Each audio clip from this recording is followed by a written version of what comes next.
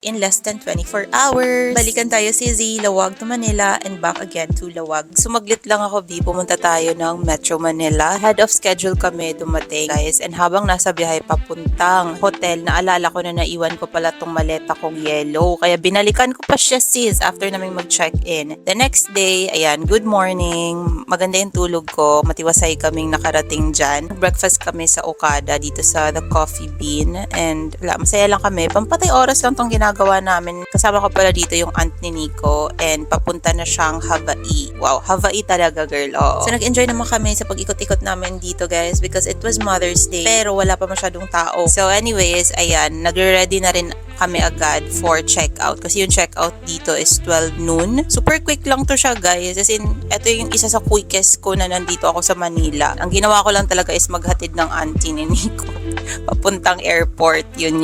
Yung outfit ko dito, super comfortable lang from TikTok shop yan. Ayan. So, 15 minutes before mag-12, bumaba na kami. And buti na lang, guys, kasi medyo marami yung nag-check out ng mga 5 minutes before 12.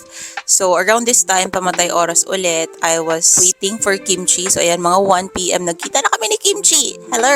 Oh, super quick lang din yan. And then, pagbalik ko dun sa lobby, umalis din kami agad ni tita kasi sumama yung panahon. So, we're leaving na for the airport. Pupunta kaming Terminal 1 yan. So, dun ko lang siya hinatid kasi siya international, 'di ba? So, after nun, bumalik na ako, pumunta na ako ng Terminal 2 since dun naman yung flight ko later. So, kinita ko lang muna dito si Grace. Ayan, nagchikahan kami. Ilang buhay ang sinira ng chikahang ito. Hindi, chika lang yon.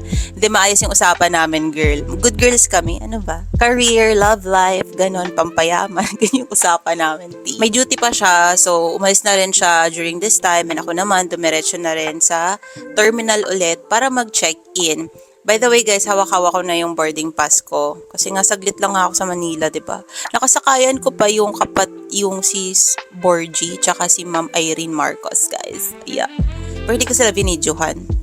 Tapos nagkaroon pa dito ng turbulence. Akala ko kukunin na ako ni Lord as an OA. And ito yung snacks. Sikat to na snacks dito sa TikTok, social media ng PAL.